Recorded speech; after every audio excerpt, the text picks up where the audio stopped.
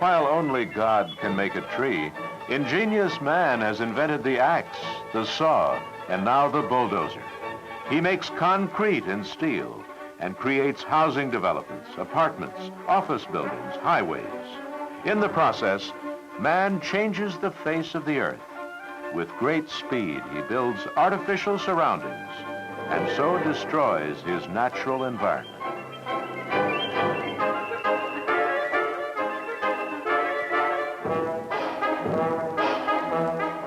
Occasionally, a stubborn tree puts up an argument, but the battle is unequal.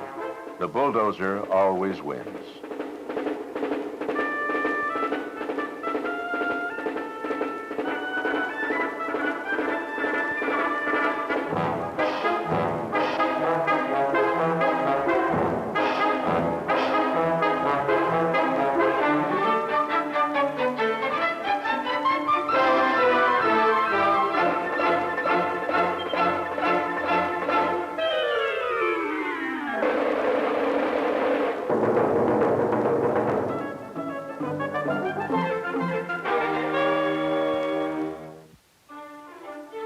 Man's efforts to pave the earth have made great headway.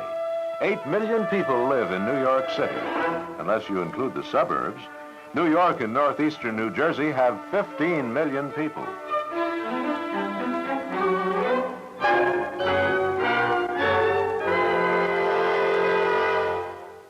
But where New Jersey's suburbs end, Philadelphia begins, and many of its suburbs are just like the rest. Fostered by the real estate speculator, populated by more citizens whose only contacts with nature are crabgrass and Japanese beetles. They call this cluster of cities megalopolis.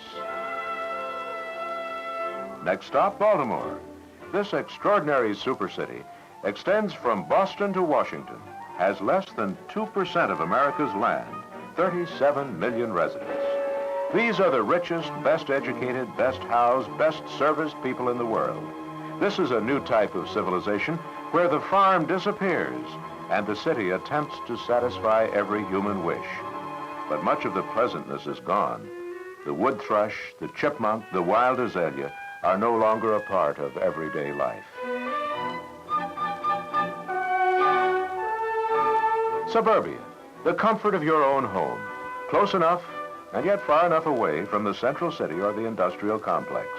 Curved streets, unlike the mechanical crosshatch grid of yesterday's cities. Nearby, the shopping center with its acres of paved parking. But think what might have been. This Maryland suburb near Washington once was a forest. The developer ruthlessly hacked it away. It was his decision, and apparently the zoners and county officials agreed that trees simply aren't worth the extra effort.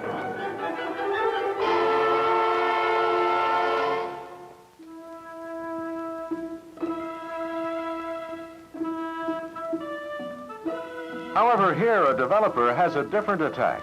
Instead of the bulldozer, he's using what is called a backhoe. It digs a narrow ditch for utility pipes, works within inches of living trees. In a few hours, a day or two at the most, the earth will be back in place, the trees still alive. It takes skill to preserve the landscape, to plant homes in the woods, so to speak. He reasons that it is not necessarily cheaper to knock down the trees and reorganize the terrain. Indeed, it can involve excessive costs to move earth that could stay in place, to reshape and stabilize, to plant grass and shrubs. Beginning with moderately rugged terrain, which many would say is unsuitable for development, the builder with the delicate hand has achieved his objective without turning the landscape upside down. And the real payoff comes when a nature-loving home shopper sees, approves, and buys. This is a community filled with residential amenities. Each house, each yard, each family has its own personality. The choice confronting America: must we live in an urban agglomeration devoid of natural beauty, decorated only by man's artificial methods? Or can we gradually develop a green city that combines the best of man and nature?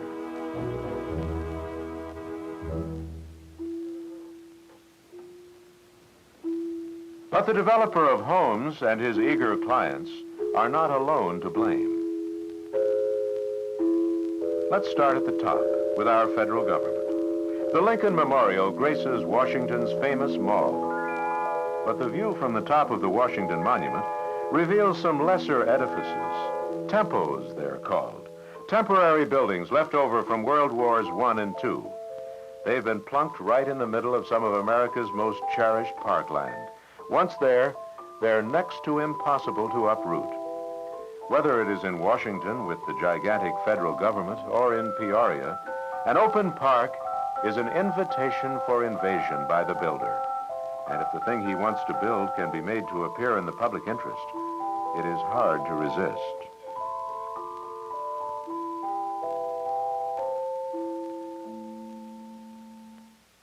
But elsewhere in the federal city, similar influences are at work. Here in Rock Creek Park, highway officials have made repeated attempts to build a radial superhighway for commuter traffic right through the park. So far, the park officials have successfully frustrated the idea, but every time a new route is suggested, property owners there protest and suggest the park again. Nearby, Glover Archibold Park, another Stream Valley woodland, is similarly threatened. And in Washington, as in other large cities, the greatest development is taking place in the suburbs. Some of it is well planned, but in too many instances, speculators are willing to wreck the landscape with little or no thought about how their new development might fit into existing beauty. The stakes are high. A relatively small parcel of land may be worth $1 million more if zoned for a denser use. The man who wants the extra million is avid and eager. The citizens who could use a park or open space are unorganized.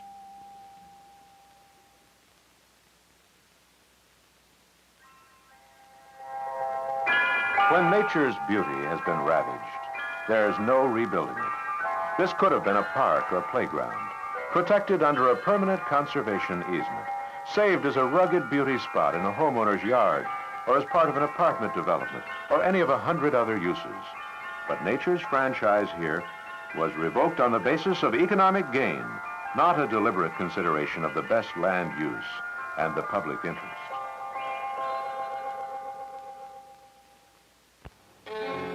Other cities have their open space problems. Just east of Coney Island lies a tip of land called Breezy Point, 1,350 acres in size with 4.5 miles of open beach. It's only 14 miles from Times Square. 10 million people live within 20 miles. It is the last major open space available in New York City. Since 1913, various efforts have been made to convert Breezy Point to a public park or beach. Nothing came of it. Now a developer has bought 400 acres to build a large housing project. The citizens are organizing a final fight to save Breezy Point for the public.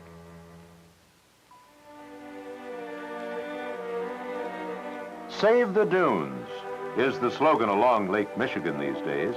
Already the Indiana Dunes State Park attracts thousands from Chicago and other communities in Illinois and Indiana.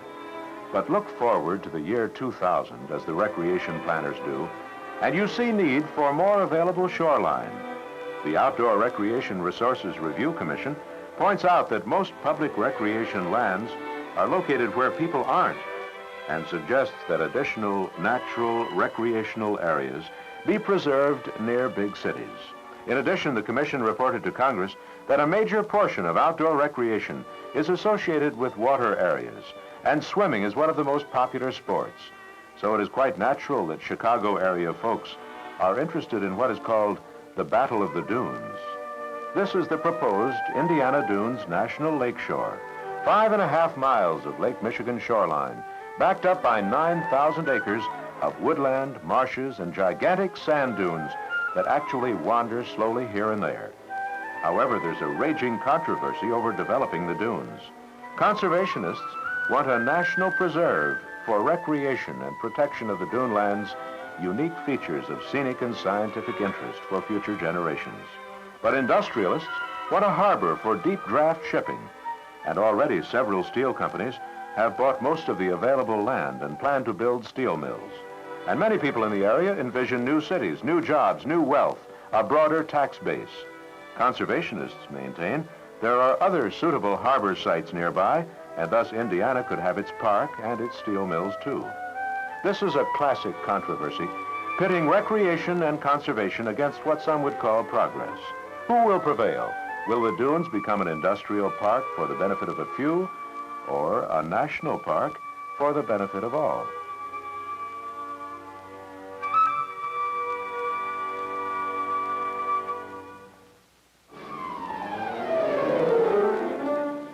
"2,000 miles west, another great American city, San Francisco, and another national seashore in the making. Just 30 miles northwest of San Francisco lies Point Reyes Peninsula, one of the most extensive, unspoiled stretches of seashore on our coasts. Congress has authorized acquisition of about 80% of the peninsula as a national seashore. The public use zone will make available for public enjoyment a 70-mile coastal area with many miles of sandy beaches interspersed with steep bluffs. Villagers and most of the ranchers can stay, but real estate development must stop. Oystering and fishing will continue. The herds of sea lions will be protected in sheltered coves. But practices such as logging, which recently destroyed 800 acres of forest, have ceased. The National Park Service evaluated the Point Reyes project carefully and determined it to be in the public interest, estimating that by 1980, 2.25 million people will visit every year. Some property owners are quite reluctant to sell, but Point Reyes land acquisition is proceeding without the rugged controversy that is generated in some other cases.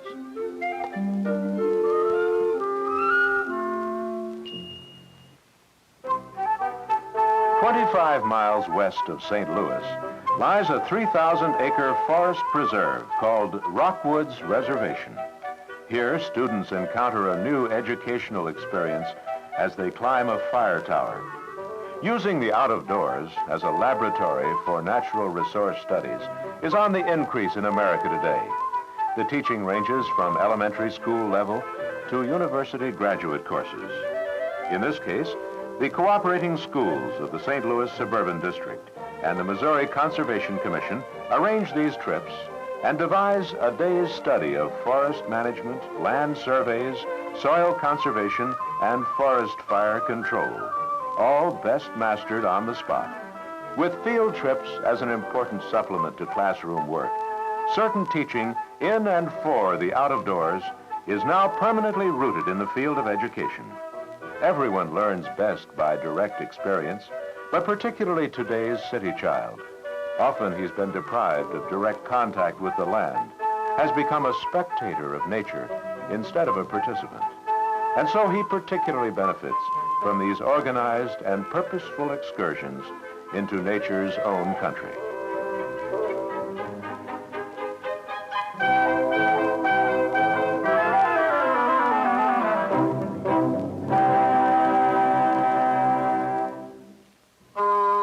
Everywhere, conservation has an individual meaning, depending on what nature has given and man threatens to take away. Every city has its potential. Near Tucson, Arizona, green space is really open space, sometimes attractively brown. But now the growing city promises to surround and destroy its locale, Tucson Mountain, with its splendid stand of saguaro cactus, the largest and healthiest in the United States, and hundreds of years old. Here, everybody is cooperating. Private donations founded the Arizona Sonora Desert Museum, a unique living museum with desert animals and plants. Pima County set aside Tucson Mountain Park, and the Secretary of the Interior designated the area as a unit of the Saguaro National Monument of the National Park Service.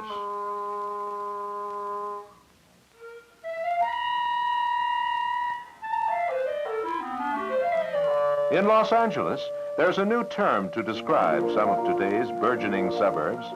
They call them slurbs. A slurb is defined as a sloppy, sleazy, slovenly, slipshod semi-city.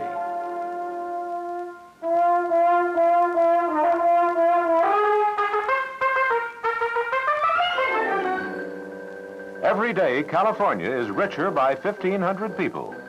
Every day, California is poorer by 375 acres of open farmland, often splendid orange groves, as the bulldozer blade makes room for them. By 1980, 3 million acres of California's bright open land will have disappeared.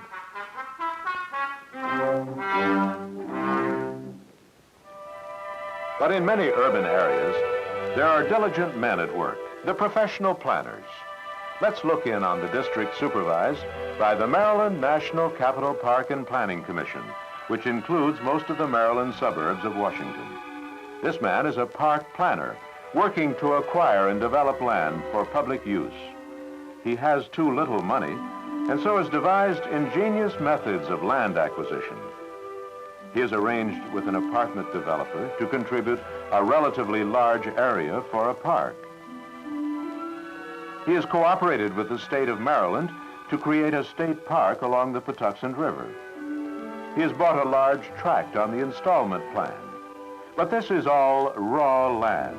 He actually visualizes his parks as active and useful, such as this neighborhood Stream Valley Park, which adds pleasantness to nearby homes and schools, or this regional park, which serves a larger area in more varied ways.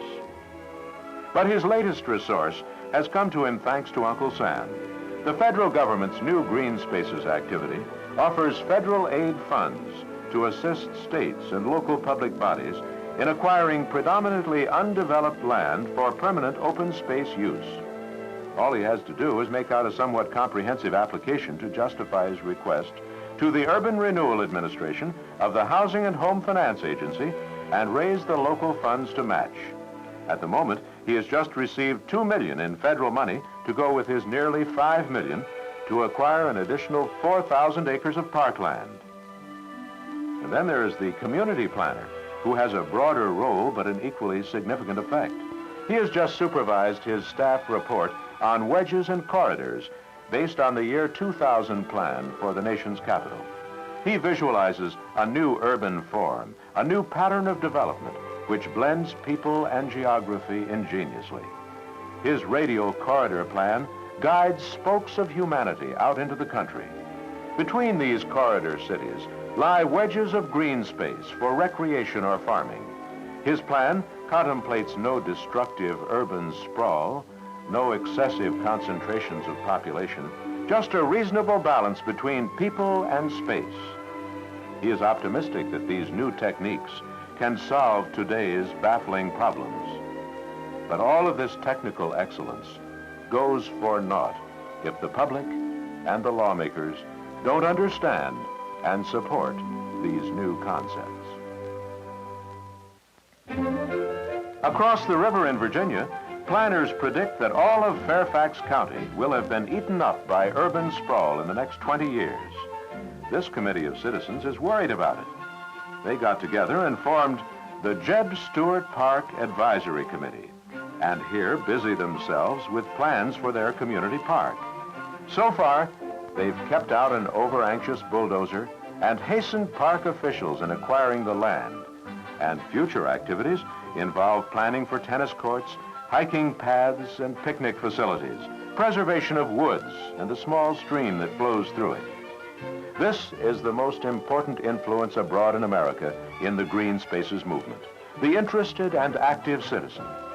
In the broad sense, he joins conservation organizations to brief himself and support the general conservation movement.